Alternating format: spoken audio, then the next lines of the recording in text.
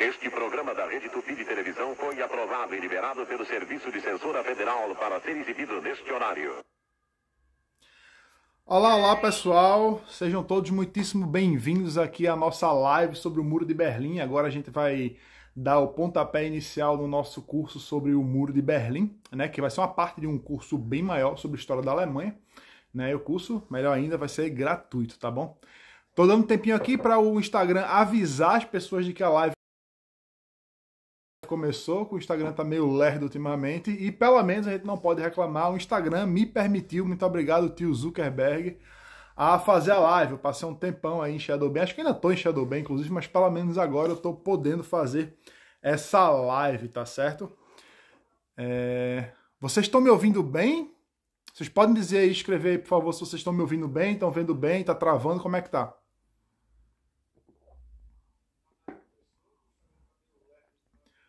Vocês podem me avisar aí nos comentários, por favor? Tudo certo, né? Tá, maravilha, ok. Bom, então a gente tá começando aqui agora. Eu vou pedir a vocês para que vocês compartilhem. Clica aí nesse aviãozinho de papel, nesse negocinho aí embaixo e compartilhe com os amigos de vocês. Vocês sabem aí, quem acompanha a gente há um tempo sabe que a gente tá sofrendo alguns boicotes aí do Instagram. Então, quanto mais pessoas a gente alcançar, melhor, tá certo? Ótimo, maravilha, o áudio tá bom, excelente, perfeito. Maravilha.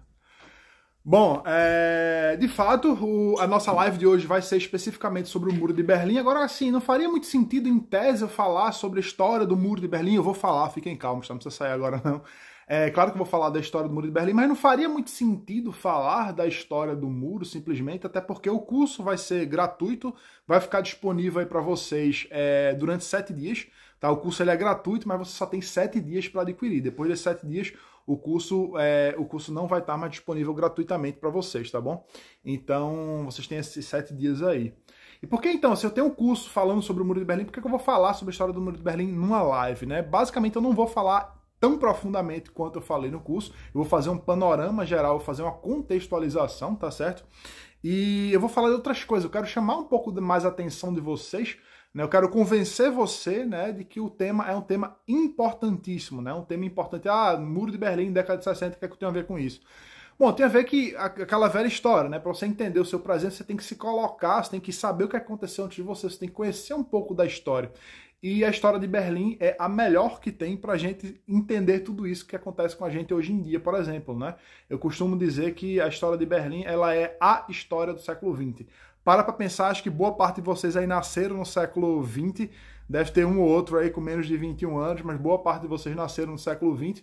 Se você parar para pensar, todos os principais eventos da história da humanidade aconteceram aqui em Berlim, no século XX, claro. Primeira Guerra Mundial, Segunda Guerra Mundial, a ascensão do nazifascismo, Muro de Berlim, Guerra Fria, né? Guerra Fria, um dos pontos mais quentes da Guerra Fria foi exatamente aqui em Berlim.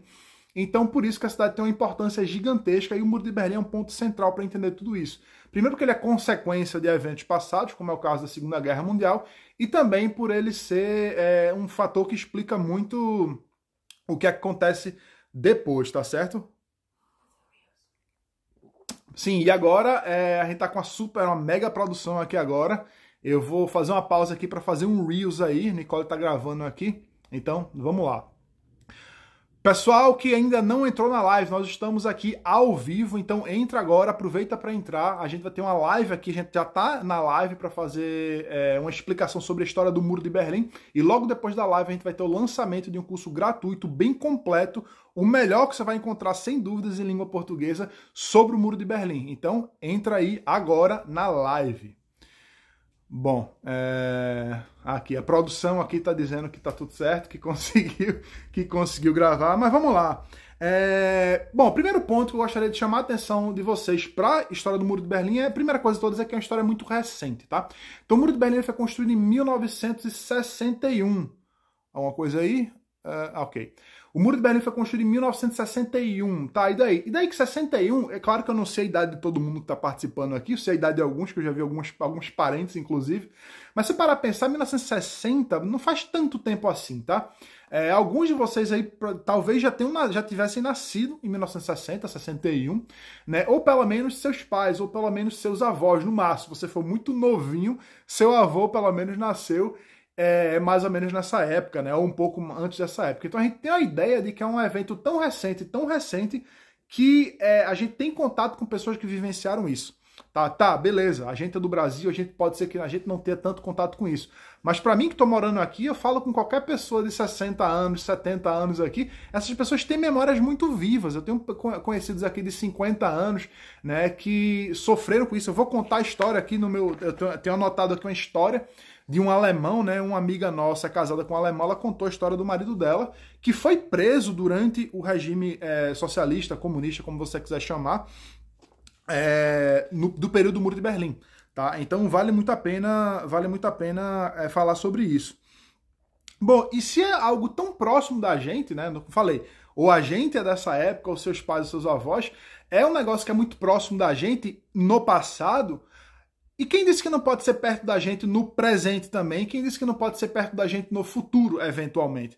Tá? Então todos esses absurdos, essas bizarrices aí que eu tenho trazido para vocês ao longo desses últimos dias, nos stories, no feed, né? Todo esse conteúdo que eu tô trazendo para vocês. Por que esses absurdos, essas bizarrices todas que aconteceram no passado muito recente, por que isso não pode se repetir? Por que isso não está acontecendo? Será que isso não está acontecendo algo parecido com a gente hoje em dia? Né? Então daí a importância da gente entender bem todo esse sistema, certo? Bom, vamos lá, né? Hoje em dia se fala muito em teoria da conspiração. Olha, Emília Almeida, nasci em 61. Perfeito, você nasceu no ano da construção do Muro de Berlim, né? E a gente vê quão recente que isso tudo tá. Né? Então, hoje em dia se fala muito nessa história de teorias da conspiração, né? Mas vamos lá, será que se você, em 1960, 61, porque o muro foi construído no dia 13 de agosto de 61, se você chegasse aqui em junho de 1961 aqui na Alemanha, se você começasse a falar para o povo de que o muro ia ser construído ao redor de um lado da cidade, do lado ocidental, será que você não seria tido como um teórico da conspiração? Será? Outra coisa, teoria da conspiração aqui na história da Alemanha é uma coisa para você ficar de orelha em pé, porque muitas histórias aqui da Alemanha, que teoricamente eram teorias de conspiração, ótimo, né? Que eram para ser teoria da conspiração, se comprovaram verdadeiras. Eu anotei algumas aqui, por exemplo, na década de 70, 80, você teve aqui a chamada RAF, a Rote Armee Fraktion, que era um grupo de extrema esquerda que fizeram atentados aí, que mataram várias pessoas, assassinaram várias pessoas. E esse Rote Armee Fraktion, eles tinham uma ligação direta com o terrorismo do Oriente Médio, por exemplo. Eu vou evitar falar algumas palavras aqui por motivos óbvios, né? Mas era uma teoria de conspiração. Mas hoje em dia você tem fotos. Eles treinaram lá na Jordânia, né? Eles treinaram naquele território. Então é uma teoria de conspiração que se provou verdadeira. Outra, Lenin, aí, para quem não sabe dessa história, né, mas Lenin, ele foi levado, protegido pelo exército, pelo governo alemão durante a Primeira Guerra Mundial, ele foi levado até a Rússia exatamente para fomentar a Revolução Russa. Então Lenin foi fomentado pelos alemães, ele foi levado com segurança pelos alemães lá para a Rússia, na época, para o Império Russo, para dar início à Revolução Russa. Então é uma teoria da conspiração que hoje em dia se sabe que é verdade. Né? E aí os campos de concentração também, por exemplo, né? Se falasse aí, final da década de 30, 39, 40, 41, se falasse campos de concentração, a partir de 41, 42, campos de extermínio, se falasse isso, você ia ser tido como uma pessoa absolutamente louca. Né? Quem diria, a Alemanha, um país rico, civilizado, bem educado, vão estar fazendo campos de concentração e campos de extermínio? Isso, teoricamente, era para ser uma coisa completamente absurda, né? Isso era para ser uma coisa, não, isso não existe. Se você falasse isso naquela época, você seria tido como teórico da conspiração. Tá bom? Então, é por isso que o Muro de Berlim, essa história da Alemanha, essa história recente, ela é importantíssima da gente entender, porque é uma coisa que está muito perto do nosso passado, mas pode ser que ela esteja muito perto do nosso presente também, né? Num futuro tão perto que é quase nosso presente também. Então, vamos ficar atento a isso. Até porque, né, teoria da conspiração, até porque se você pegar, por exemplo, todas as autoridades da antiga Alemanha Oriental, por exemplo, Walter Ulbricht, que era o proto-ditador da Alemanha Oriental, né? Ele era o secretário-geral do Partido Comunista, do SED, não chamava Partido Comunista, mas era o SED. Ele disse no dia 15 de junho de 61, não é para guardar a data não na cabeça, para decorar a data, é importante, é legal decorar a data, mas não é o ponto mais importante. Eu quero que vocês percebam que no dia 15 de junho de 61, o Walter Ulbricht disse a seguinte frase em alemão: Niemand hat die Absicht, eine Mauer zu errichten. Ninguém tem a intenção de construir um muro. 15 de junho, tá? Dia 13 de agosto de 61 do mesmo ano, o Muro de Berlim começa a ser construído de um sábado para o domingo, durante a madrugada, né? O domingo, que é um dia que todo mundo deixa para dormir até um pouquinho mais tarde, né? Então, assim, você tinha todas as autoridades, toda a opinião oficial do governo, todo mundo dizendo que ninguém tinha intenção de construir o muro, e de repente, da noite para o dia, literalmente, o muro é construído. Então, assim, você começa a ver que teoria de conspiração aqui na Alemanha, elas acabam sendo meio que comprovadamente verdadeiras em vários dos casos. Então, o muro foi construído de repente, da noite para o dia, de fato. Agora, claro, quanto tempo demorou para o muro ser construído? Em termos de instituição, o muro foi construído da noite para o dia, de fato. Agora, o muro, teoricamente, nunca ficou pronto. Por quê? Porque todos os anos, todo dia, o muro ia sofrendo alguns incrementos. O negócio ia ficando cada vez mais impossível, cada vez mais difícil de ser ultrapassado, certo?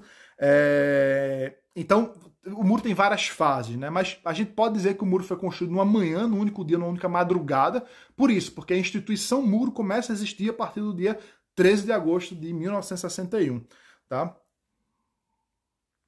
Bom, então um negócio que era para ser construído, que era, ninguém sabia quanto tempo ia durar, né? Mas ninguém imaginava, não. Tô construindo um muro circundando a cidade, um negócio completamente bizarro. Você, pô, isso aí não vai durar muito tempo, é um negócio muito louco. Pois é, mas durou 28 anos. Foi de 1961 até 1989, tá? Foram 28 anos, que é basicamente uma geração, tá? Eu digo aí, meu pai nasceu em 60, eu nasci em 89. Meu pai nasceu quase que no ano da construção, muito perto do ano da construção do Muro de Berlim, e eu nasci no ano da queda do muro. De Berlim. E Bernardinho nasceu aqui na comemoração dos 30 anos. Então é realmente uma questão de uma geração aí, entre uma coisa e outra. E foi um muro que separou aí. Para quem está acompanhando a gente, vê aí a história que a gente colocou no feed, que a gente colocou nos stories, né? Foi uma narrativa que eu fiz, né, que se aplica a várias pessoas que estavam aqui, principalmente na Bernauer Straße. Quem fizer o curso vai ouvir falar bastante dessa rua, da Bernauer Straße. Né, poderia ser qualquer pessoa, aquela história ali que eu contei, né? Da noite pro dia você estava separado você não poderia visitar seus parentes, você não poderia se locomover dentro da sua cidade, você não poderia atravessar a cidade. E a partir de determinado ponto você não poderia sequer falar o nome do Muro de Berlim. Tá? Como assim você não poderia falar o nome do Muro de Berlim? Não, porque o nome oficial do Muro de Berlim era Muro de Proteção Antifascista. Acredite ou não, vocês podem ir no Google depois. O nome oficial era Muro de Proteção Antifascista. Então, teoricamente, era o quê? A Alemanha Oriental, né, construiu um muro e apontava as armas para o Ocidente. Eles estavam se protegendo do fascismo do Ocidente, né, do fascismo americano, do fascismo da Alemanha Ocidental, da Alemanha capitalista, etc. Então, teoricamente, era para as armas ficarem para o lado de lá, né? Só que não foi isso que aconteceu, né? E aí eu cito aí uma live muito interessante de um perfil aí, quem não segue, acho que vale muito a pena seguir, do Pedro Augusto, acho que é Pedro Augusto PS, né? Ele fez uma live recentemente falando da questão da linguagem, né? E o Pedro Augusto, ele fala, né, que a ditadura, nenhuma ditadura começa prendendo e matando gente, né? É muito difícil uma ditadura começar prendendo e matando gente. Geralmente as ditaduras começam corrompendo a linguagem, né? Porque a partir do momento que você consegue olhar para uma coisa e dizer o que aquilo é, você já tem um grau de liberdade muito grande, essa liberdade é muito ameaçadora para o Estado, para o ditador e etc, né?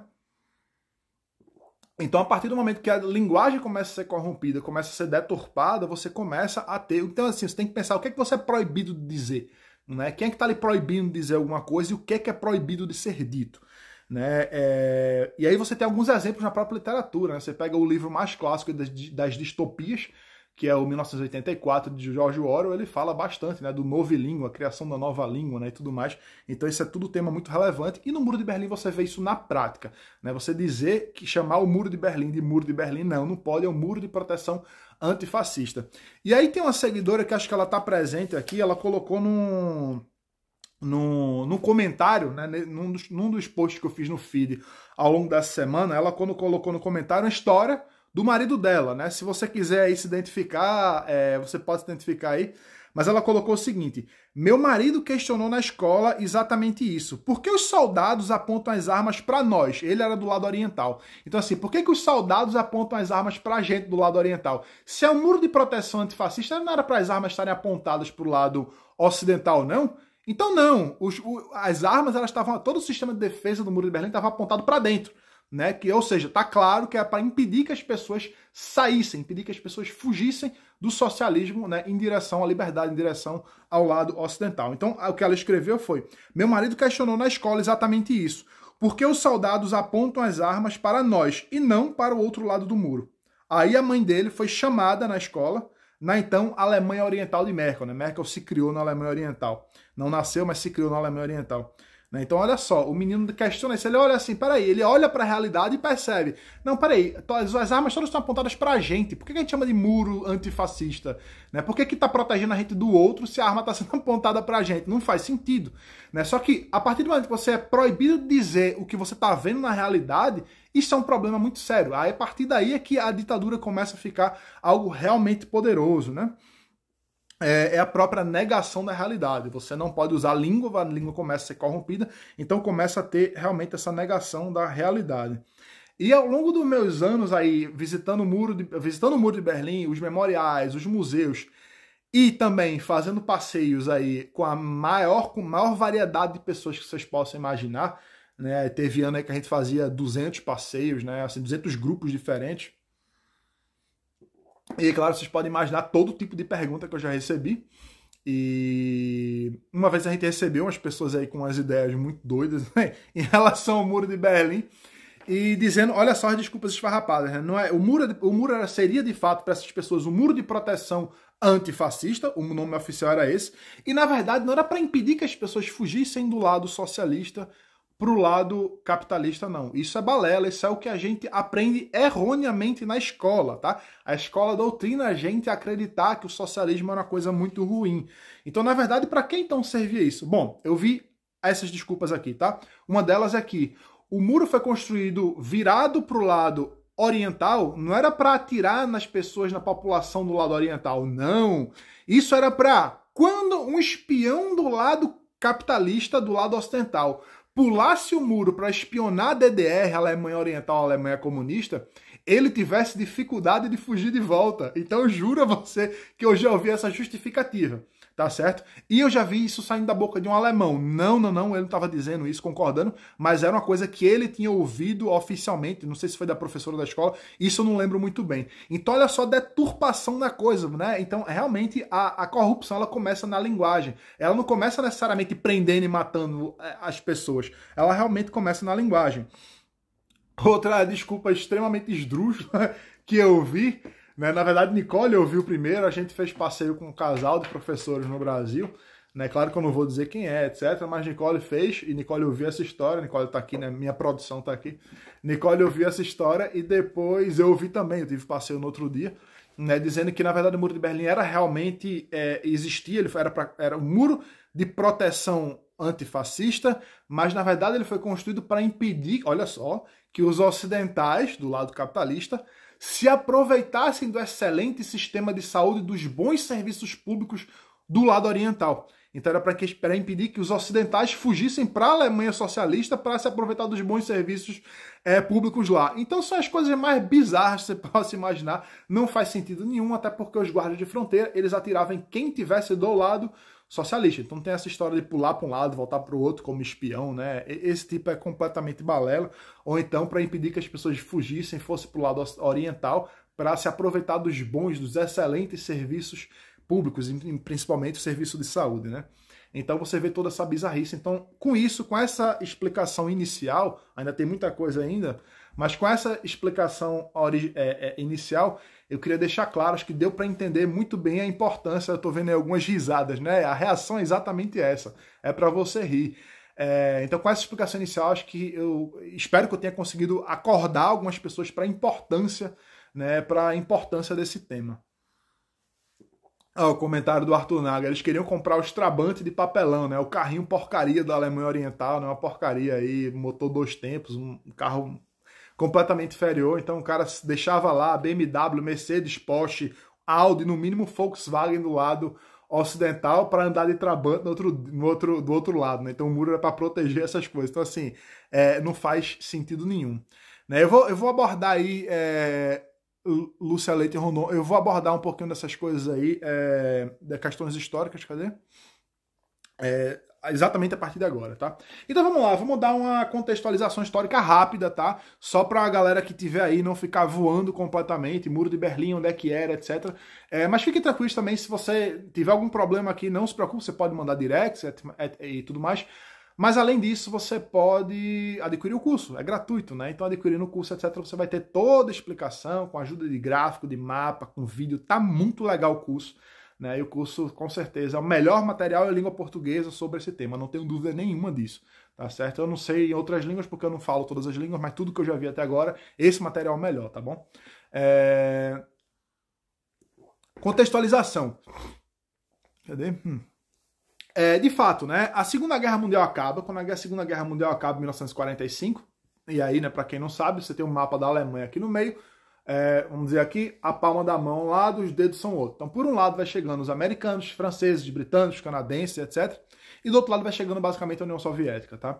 Então, chega um ponto que eles dividem a Alemanha. Agora, sim, existem tratados, Tratado de Alta, Tratado de Teherã, Tratado de Potsdam, todos esses tratados, eles são feitos também, né, para determinar que parte da Alemanha ia pertencer a quem.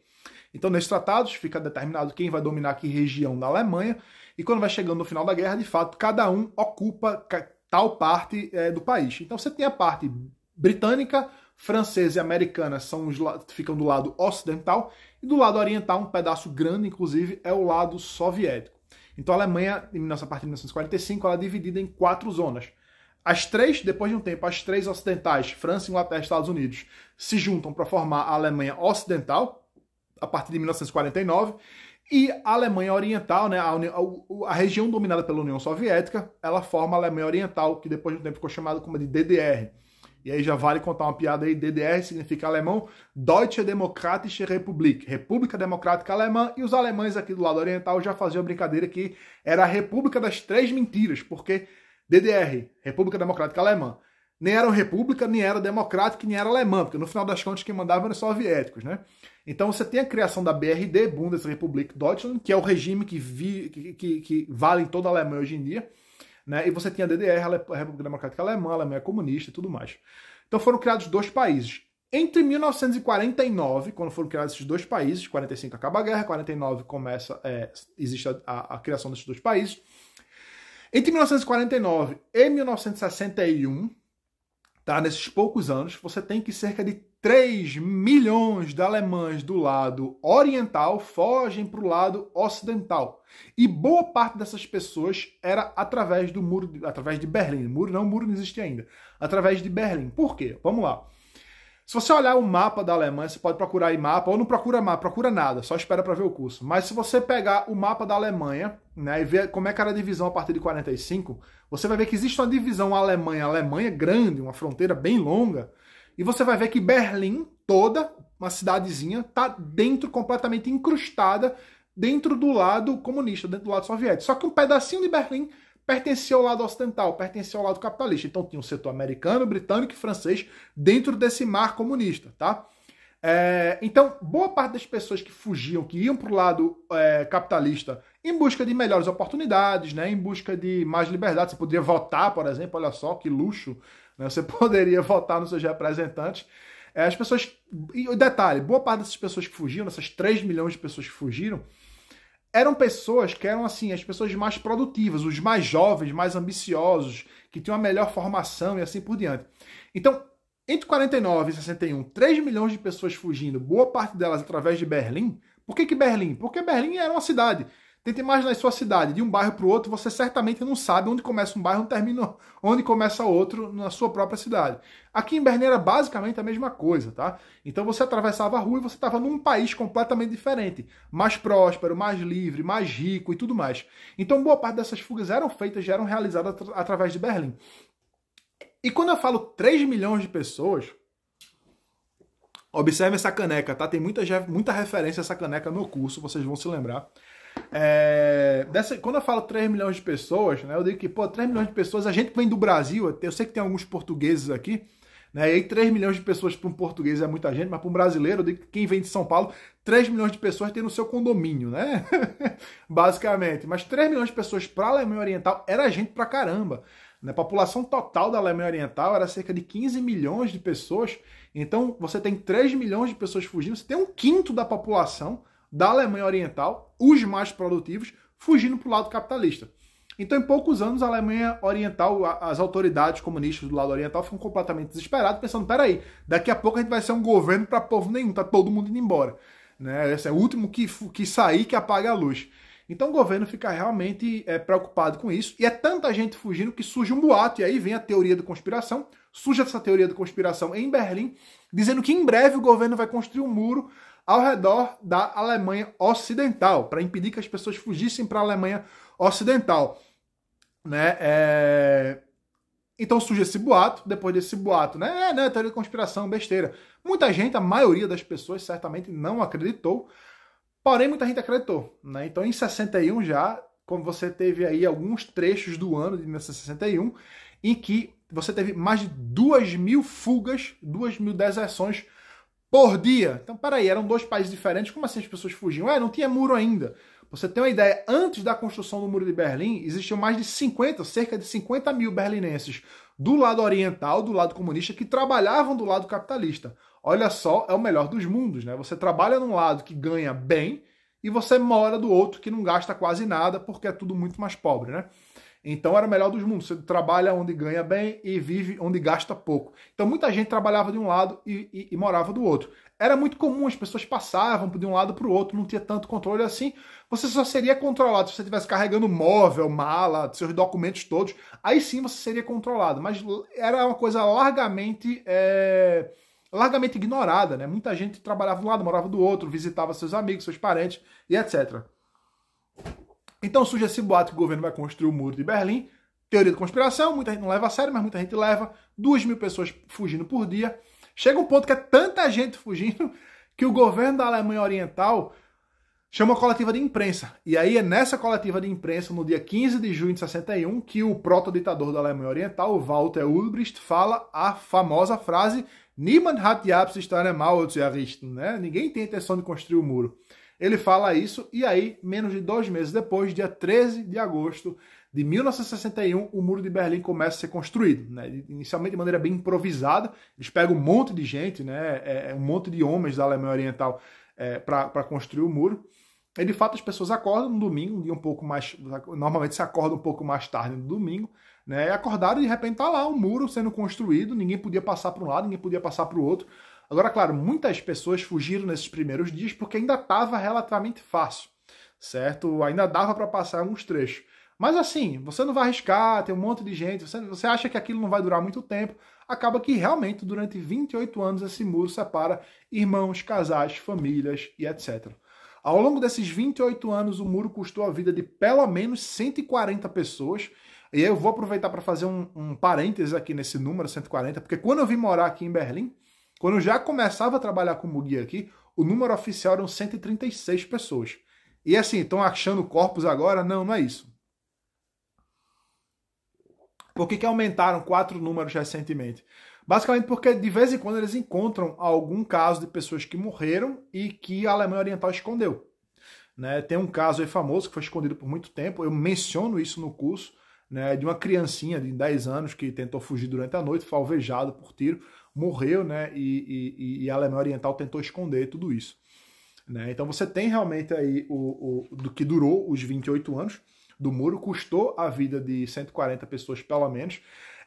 Hoje mais cedo veio um comentário dizendo, não, eu vi no filme do balão, que eu indiquei aqui inclusive, que 460 pessoas, 480 pessoas morreram. Mas eu confio em você. Não tá errado não, o filme não tá errado.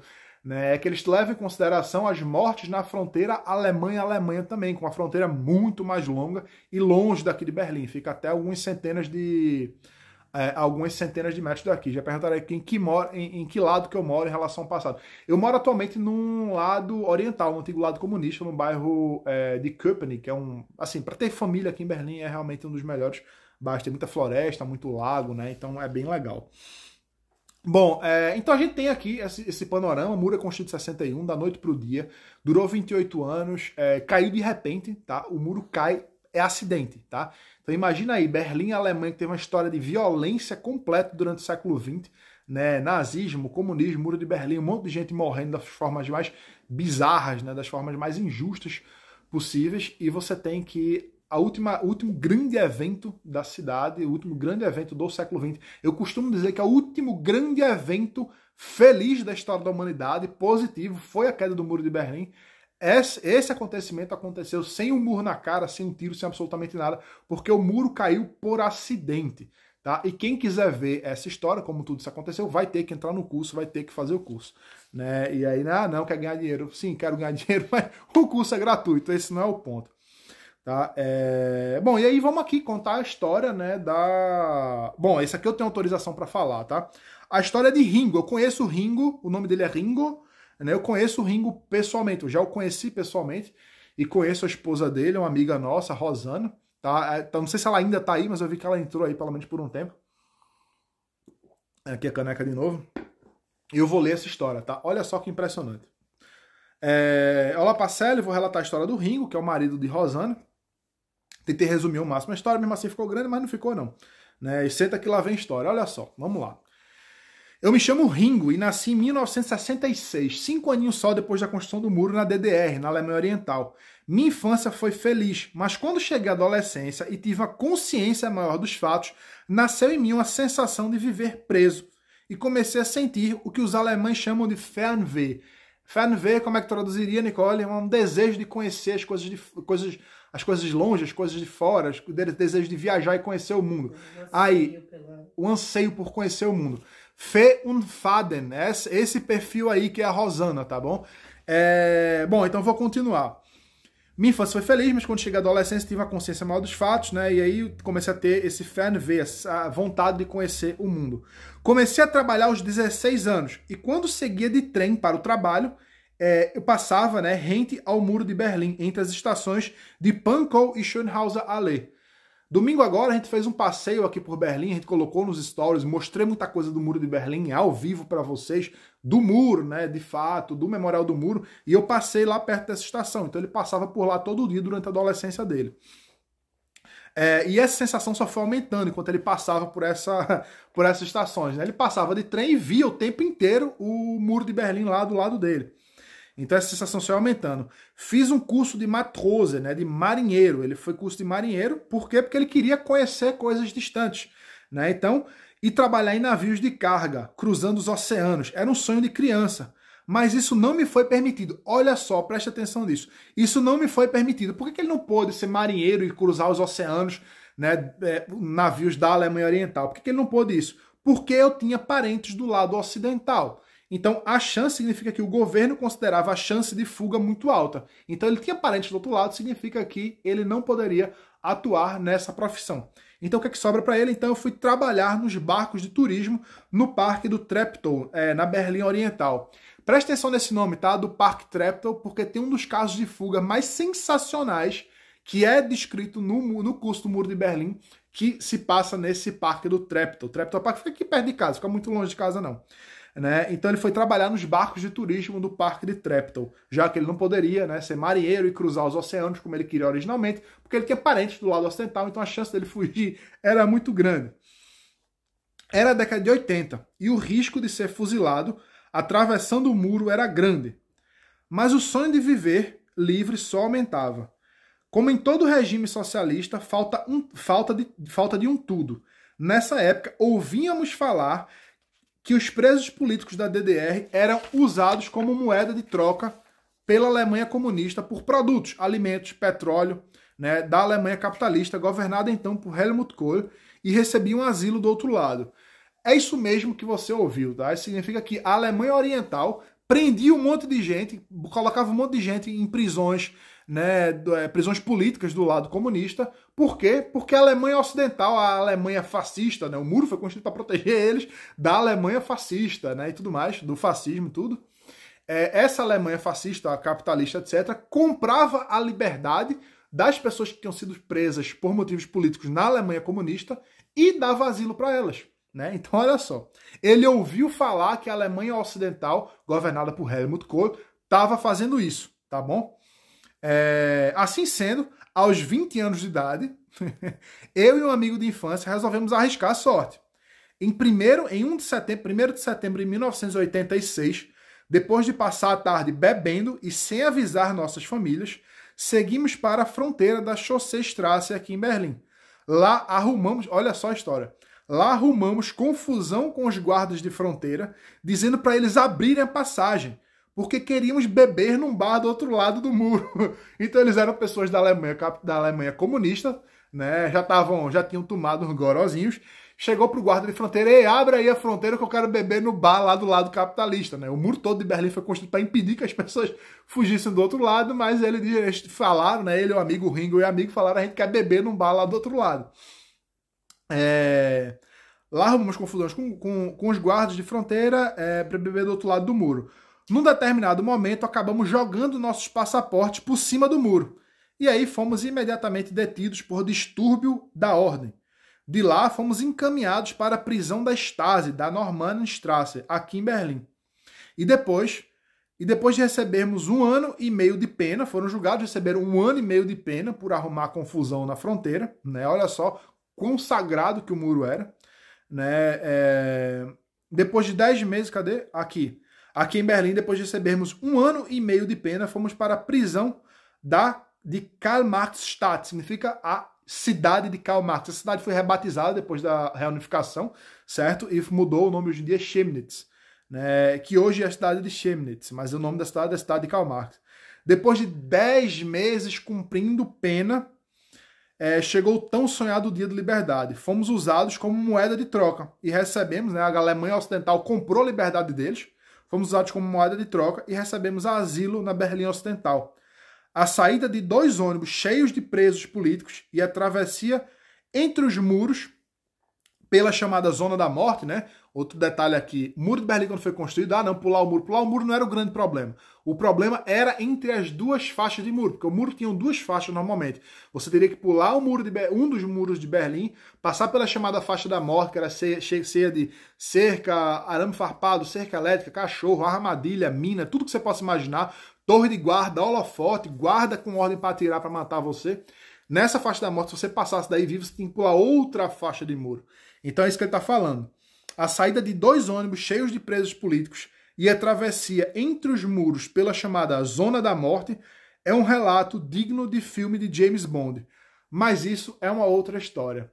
E Ringo, Rosana, que deve estar aí ainda, não sei, a gente tá esperando essa história. Eu quero ouvir realmente o final dessa história aí, né? Mas o fato é que ele passou pro lado ocidental, né? E hoje em dia ele tá aí feliz da vida, casado com a brasileira, com certeza aí com Rosana, tá tudo maravilhoso com ele. Então deu certo, né? Foi preso por 10 meses, imagina aí tudo que ele tem, tudo que ele deve ter sofrido. Mas o fato é que ele foi comprado aí pelo malvado governo da Alemanha Ocidental e a liberdade dele foi adquirida. Se vocês quiserem, se aproximando aqui mais do final, mas se vocês quiserem se aprofundar um pouquinho, a gente está chegando perto do final de semana, vocês podem observar, vocês podem assistir alguns filmes, né? Eu já indiquei aí no feed alguns deles, mas eu posso dar o nome de alguns deles aqui novamente. Entre eles, principalmente A Vida dos Outros, você tem uma ideia da... o Ringo está assistindo, que maravilha. Ringo, muitíssimo obrigado aí por ter contado, por ter aberto aí sua história. A gente, acho que todo mundo aí vai querer saber também. Um abraço. Todo mundo aí vai querer saber o que aconteceu com essa história de James Bond, da passagem entre os dois muros. Então os filmes que eu queria que vocês assistissem aí para se aprofundar um pouquinho, para ter um pouco da noção, né, para entrar no nosso imaginário, né, fazendo uma homenagem ao nosso amigo Melk do Formação do Imaginário, quem não segue, siga. A Vida dos Outros, o filme Ventos da Liberdade, que é o filme do balão, a fuga do balão, né, o seriado Weissensee e o outro seriado chamado A Mulher do Checkpoint Charlie. Né, tá tudo aí no feed também, não tem problema nenhum, vocês podem ver também. E é isso, a gente tá chegando aqui ao final da nossa live, né? Fazer mais uma vez aqui o convite para que todo mundo, e aí marca amigo, chama todo mundo, porque você vai ter 7 dias para adquirir esse curso gratuito. Depois desses 7 dias, acabou. Aí, se oferecer de novo, não vai ser mais gratuito, tá certo? E como é que eu faço para adquirir? Bom, quando a gente terminar aqui a live, a gente vai colocar o link nos stories, vai estar o link na bio, mas é basicamente, é o que, Nicole? agendaberlim.com/Muro de Berlim, não é isso? Tá certo, a produção confirma aqui, agendaberlim.com/Muro de Berlim, você já pode se inscrever. E para se inscrever é a coisa mais fácil do mundo, né? Até eu consegui, né? Eu sou uma pessoa que sou péssimo com tecnologia, e é só você escrever seu nome, colocar seu e-mail, e aí você vai ser encaminhado para a página de inscrição do curso. Aí você faz seu cadastro, você vai receber o e-mail da Hotmart, né, que é essa plataforma de cursos online e tudo mais. Meu primeiro curso, inclusive, foi através da Hotmart, né, para quem comprou, para quem fez o curso do primeiro curso, que eu não quero nem falar o nome, quero nem falar o nome do primeiro curso, que dá confusão, né? Mas enfim, quem comprou, quem não comprou já era, eu não pretendo oferecer. O curso tem a ver com bigodinho, né? E aí vocês estão acostumados a... Muito obrigado, Danilo, aí, a segunda parte da produção, Danilo, muito obrigado. Colocou agendaberlim.com/Muro de Berlim. E que horário o curso? O curso já está disponível, o curso já está todo disponível e, bom, é isso. Sim, aí você vai receber o e-mail de confirmação da Hotmart, você vai confirmar e a partir desse momento o curso é seu. Né? E eu peço, acho que seus conhecidos, seus amigos vão gostar de adquirir o curso também. Né? Você vai, do bigodinho, exatamente. Você vai adquirir o curso é seu, você pode assistir quantas vezes você quiser, né? E, enfim. Então, meu trabalho está feito. Eu peço a você, né, já que você aí que está acompanhando, a gente sabe que a gente está sofrendo esse boicote, sacanagem no Instagram, pelo menos agora. Reclama não, que pelo menos a live eu estou podendo fazer, né, mas agora é com vocês. A história do boneco da caneca também está no curso, tá bom? Eu estou forçando todo mundo, estou só dando aqui o gostinho, não quero mais. Mas é sério, o curso está muito bom realmente, é só se cadastrar aí, você vai receber a confirmação do Hotmart e aí é só entrar, é tudo bem intuitivo. Tá bom? Então é isso, muitíssimo obrigado. Sim, compartilhem, marquem todo mundo, façam barulho, façam escarcéu aí para que nosso conteúdo possa chegar ao maior número de pessoas, porque esse conteúdo sobre o Muro de Berlim, não é história, tem nada a ver. Não, tem tudo a ver com tudo, tem tudo a ver com o nosso presente, tem tudo a ver com o futuro próximo da gente também. Pode ser. Como eu falei para vocês, coisas que hoje em dia soam como teoria da conspiração, amanhã elas podem se comprovar verdadeiras, tá bom? Então é isso, muitíssimo obrigado a vocês, conto com a participação de todos, boa noite e até amanhã.